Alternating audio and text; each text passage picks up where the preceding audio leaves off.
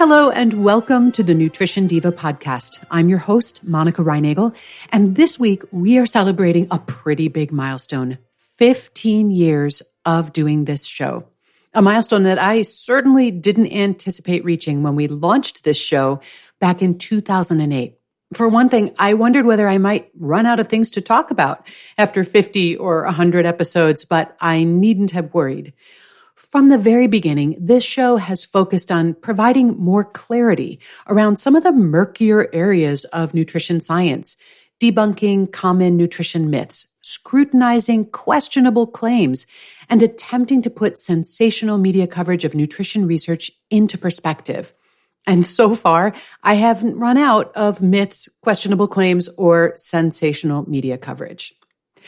It seems, therefore, fitting to observe this anniversary by responding to a recent op-ed in the New York Times that questioned the very legitimacy of nutrition research. So I have a rule of thumb that if I receive the same question or forwarded news story from more than 3 listeners in a single day, that topic gets an episode. Well, 4 of you sent me this particular article within a single hour. The article that got everyone's attention was penned by 2 researchers from Harvard Medical School, so heavy hitters, and the points that they were making weren't exactly new. Research into how foods and dietary patterns affect human health has always been hamstrung by the challenges inherent in conducting properly controlled experiments on living human subjects.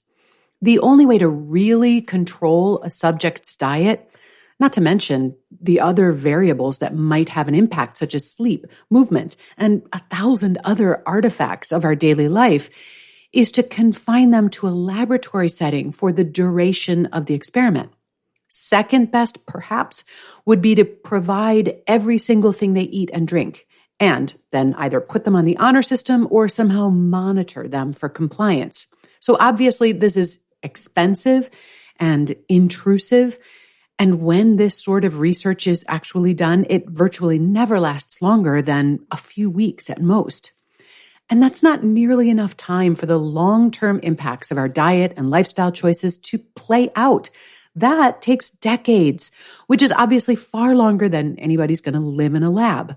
But more importantly, what happens under those strictly controlled laboratory conditions is obviously going to be of limited relevance to those of us who are living out here in the real world. It's also really tough to do double-blinded research because human subjects can generally tell what they are and are not eating. I mean, we can sometimes be fooled, but most of us can taste the difference, for example, between regular sugar and artificial sweeteners. And our awareness of what we are taking in can affect how we respond. So as a result of these limitations, the lion's share of dietary guidance and advice is based on observational data. We gather information about what people eat, and this is usually self-reported data, which raises obvious concerns about the reliability, as well as looking at health data and outcomes over long stretches of time. From this admittedly large but very messy data set, we attempt to identify patterns. Which eating or exercise patterns seem to be correlated to greater or lesser incidence of various diseases? We can attempt to adjust for as many variables as we can, things like smoking, education, income, and so on, but we can never adjust for them all. And here's something we don't talk about nearly enough. Statistical analysis can be a bit of a black box. Those of us with degrees in health sciences, we all struggle through those required statistic courses. We do our best to grasp things like p-values and confidence intervals and correlation coefficients so that we can do a better job of interpreting that research. But I'm going to let you in on a dirty little secret. Statistics is not a straightforward field. There are many different and completely legitimate ways that the same data can be sliced and diced, and different methodologies can yield really different results. But the nuances of statistical analysis are often well above the pay grade of those of us who are attempting to report on this research, not to mention those of us who are attempting to apply that research in clinical practice or in our own lives. The whole enterprise is a lot grayer and more opaque than most of us feel comfortable admitting. And this is why I often turn to colleagues who I know have bona fide expertise in this to help me understand what the data do and do not say. And you've heard some of those voices on this podcast.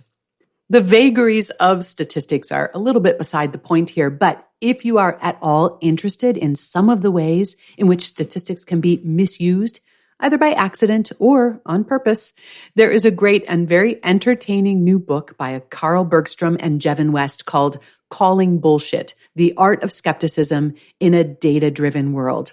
I highly recommend it.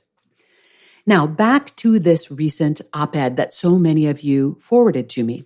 The authors, Jenna and Worsham, bring up the World Health Organization's recent guidelines on artificial sweeteners as an example of dietary guidelines that are based on very weak, almost circumstantial evidence.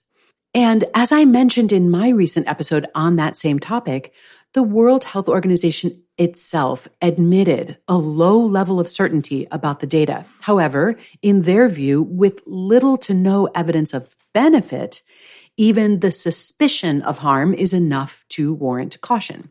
Reasonable minds may disagree. Now, if you heard that episode, you'll remember that I took a somewhat softer stance, arguing that we should simply limit our consumption of artificial sweeteners to the same degree that we recommend restricting our added sugar consumption.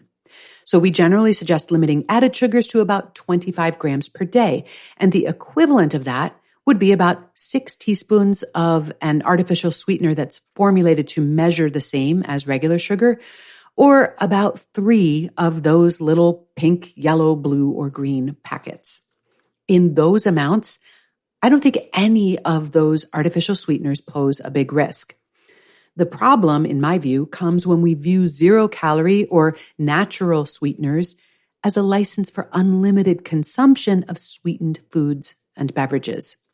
Jenna and Worsham do have some constructive suggestions for how we can make nutrition research more accurate and reliable despite all of these challenges. They argue that we could be making much better use of so-called natural experiments. And here they're borrowing from the field of economics, which went through a similar credibility crisis a few decades ago.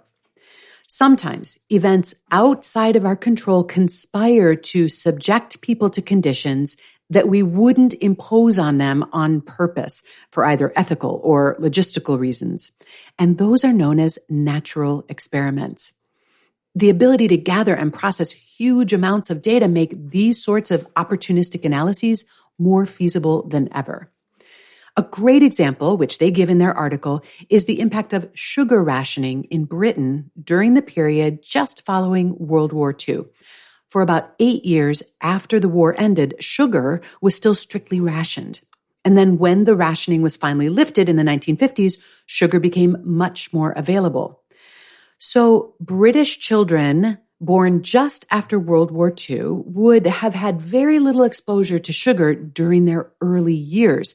And their siblings, born to the same parents just a few years later, would have had the opportunity to consume much more sugar during the same period of their lives. A natural experiment. So interestingly, the kids born during the years of strict sugar rationing continued to consume less sugar throughout their entire lives. And they also had a much lower incidence of type 2 diabetes. Now, this is still a correlation, and it still doesn't prove causation. But this natural experiment provides a better matched and better controlled data set than typical observational studies. You know, if I were a parent of very young kids, that would probably be enough to motivate me to work a little harder to limit my kids' added sugar consumption, especially early in life. Jenna and Worsham suggest that natural experiments like this remain undertaught and underused, particularly when it comes to diet. And they conclude that this important research, nutrition research they're talking about, needs a credibility revolution of its own. Okay, so that's not a new insight, but it is a valid one, and one that I will continue to address here on this podcast in our ongoing discussions of nutrition research and dietary guidelines. So thanks for being here with me to celebrate 15 years of the Nutrition Diva podcast. As part of that celebration, you'll notice a bonus episode in your feed this week. I recently sat down virtually with Mignon Fogarty. She's better known as the Grammar Girl, and Laura Adams, who is host of the Money Girl podcast. All three of our podcasts are part of the Quick and Dirty Tips podcast network, which was founded by Mignon. And Laura is also celebrating her 15th anniversary with her podcast this month. We had a great conversation about podcasting and how it and we as podcasters have evolved over the last decade and a half, as well as how our respective fields of expertise have changed over that time.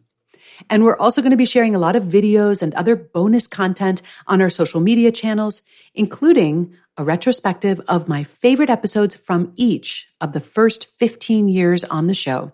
I'm highlighting some of my most controversial episodes, as well as episodes that ended up launching much bigger projects. And you can find all of that on Facebook at QDT Nutrition and on LinkedIn. Just search for my name or Quick and Dirty Tips. The Nutrition Diva podcast is a Quick and Dirty Tips podcast and is supported by our Director of Podcasts, Adam Cecil, audio engineer Nathan Sems, as well as Davina Tomlin, Holly Hutchings, and Morgan Christensen. Thanks so much for listening. I'll be back next week, starting year 16.